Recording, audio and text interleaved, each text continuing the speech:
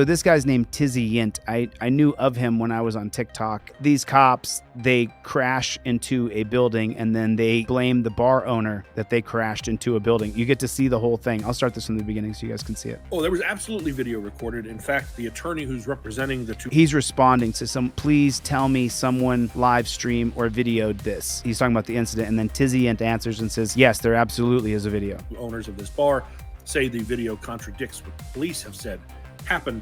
For those who don't know what's going on with this, I posted a video yesterday about how a police officer in St. Louis crashed his patrol vehicle into the front of a gay bar there and then got out and started demanding everyone's ID. And when the owner was like, that's not how this works, what the hell happened, put that owner in handcuffs. Then when the other owner started taking photos and video, put him in handcuffs and claimed that he struck them and arrested him for felony assault on a police officer. There's actually a 20-minute bystander video that this publication got to review that shows everything that went down. It shows Pence, the one owner, being placed in handcuffs. The person recording says, what crime did he commit? Wait a minute. And an unidentified police officer says... There's a 20-minute bystander video that's on Riverfront Times. The officer then walks toward the person taking the video and says, he's not going to yell at me. That's causing a disturbance. Let me ask you something. What's more of a disturbance? A person raising their voice and being upset that a vehicle just crashed in their business, and now the person who is driving that vehicle is acting as if it's everyone else's fault and demanding their IDs, or crashing your car into a business. That cop is super lucky that this business wasn't open and thriving at the time. He could have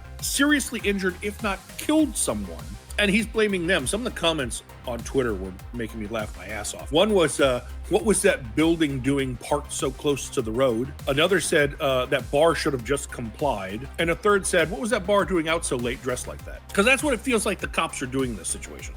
Also, in the 20-minute bystander video, Morris, the one who was arrested and charged with felony assault, it shows him never striking an officer in the chest, which is what they're claiming. Also, if you recall, the one owner said that if he asked the officer what had happened, the cop said that he swerved to miss a dog in the road. Well, we now have video from a security camera that shows the accident. And I gotta tell you, if you watch up here, I never see a dog. Don't see any dog there at all.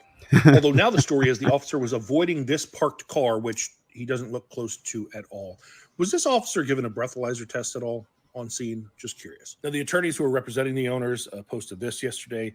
They said that Chad, the one who was charged with a felony, was being released on his own recognizance. Then they said prosecutor just called us and said that they will be amending the charge from a felony to a misdemeanor. The bar owner was arrested, and Tizzy Yint is holding the video till the end, so you'll watch his video, which I understand. But he's going to show the video in a second where you get to see the cop crash into the building. But that won't be enough. No kidding. We have video that shows that the police were the aggressors and Chad did nothing wrong. And despite him being released, despite this now having national attention and being pretty embarrassing, I would think, for the St. Louis Police Department, this was the scene outside of the bar last night. Several police officers just posted up, sitting there looking at the bar in what some might interpret as intimidation. The cop who's driving was still on a probationary period because he's been there less than a year. He made a mistake. He got in a car accident. It's not the end of the world. But rather than be embarrassed, he turned it into this whole other thing, caused all these other problems. And what's really embarrassing is the fact that the other police officers have backed him up on it. Now you have affected an entire community there, and the whole world is watching and just shaking their heads at you. Get your house in order. And, no, they won't. I got to tell you, if you watch up here, right, I never see a dog. Then he crashes into the building. Where are the good cops? Who are the good cops there? Who are the good cops? Which are the good cops? Because this is the reason why so many of us hate the cops. Surely a body camera, a dash camera, the cops canvassed the area to check for cameras, didn't they? Surely one of the good cops says, I'm going to arrest this cop and charge him with DUI. It's just so the same over and over and over. So I saw this one yesterday. He arrests a sober dude. November 7th, Amen Fepuliai was pulled over shortly after a roadblock was set up on Kamehameha Highway at Ka'uka Boulevard. Driving his brother's car, Fepuliai was visiting from American Samoa. The officer said that he smelled alcohol. Watch Fepuliai's reaction. I do detect the odor of alcohol. He says, I don't drink. Fepuliai agreed to participate in the field. What do we do? Do we take stupid human trick tests? Yes or no? Put it in the chat. Do we take stupid human tricks? Do we do those? Field sobriety test at the scene. including a breath test. Go as hard as you can. Do we take breath tests? Does Team DLZ, do we take breath tests? Is that what we do? I'm just wondering. Yes or no? Keep going until you hear a click. Yeah, ready. Keep going.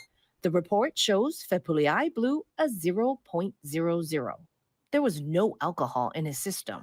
Remember, the officer said he smelled alcohol, but Fepuliai showed us part of the police report where no was marked for odor of intoxicant. The officers told Fepuliai they then suspected drug use and arrested him. Put your hands together, bro. Being placed on the arrest for operating a vehicle under the influence of intoxicant. After Fepuliai was cuffed and put in the patrol car, the transporting officer appears to turn off the body camera, even though policy requires it stay on during the ride. One governor in one state could change that. Fepuliai said that's important because on the way to the Pearl City substation, the officer told him to refuse further tests in an effort to save time. In order for me to kind of leave early, I had to make bail and just refuse both the breathalyzer tests at the station as well as the drug test. He shouldn't have given me that advice, and I hope that they're not giving other innocent people the same advice. They I are. have heard from a number of my clients that the officer is telling them on the way to the station it's quicker if you just refuse everything. It's wrong. The Administrative Driver's License Revocation Office rescinded the case shortly after the arrest, but Fepuliai still lost his license and had to post $500 bail. When you do the roadblocks, you're expected to get a DUI arrest because they're paying the overtime. You're there at least 4 hours. They're counting on you getting arrested. Remember, they have competitions to see who can get the most arrests.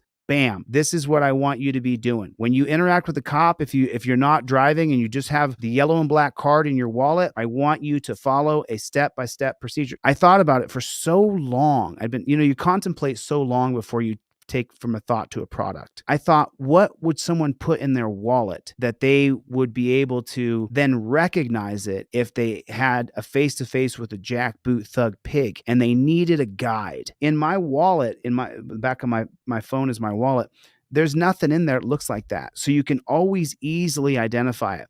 And then the moment you see a cop, as soon as you see that jackboot thug pig who's in a gang that will choose his gang member over you, that if one of his gang members puts you in a headlock and chokes you out and hurts you badly, that guy who you think is the nice cop, he will fill out the report that you started the fight with his brother in blue. Cop walks in the grocery store you're in. Oh, shoot. 1 second. Okay, what's going on? I don't even got to do it up front. I can just go like this and be like, you know what? Let me just hold this like this. And I'm just going to walk around the store. Just hold like this. I grab some groceries and stuff. And I'm just filming that pig. I don't want that pig. Maybe I don't want the pig to know I'm filming him. So maybe I just kind of make it look like I'm retarded. Because then if the pig says anything to me, I say, excuse me, did you address me?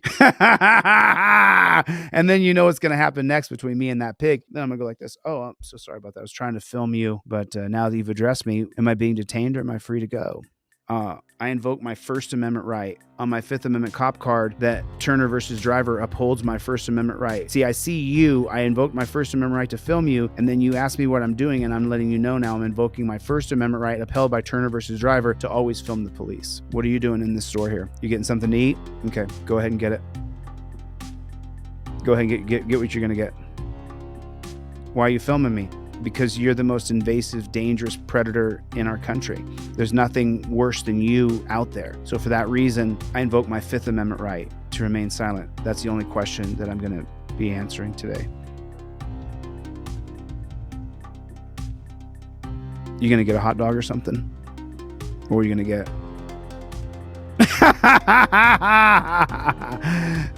That's how you do it. That's how you do it.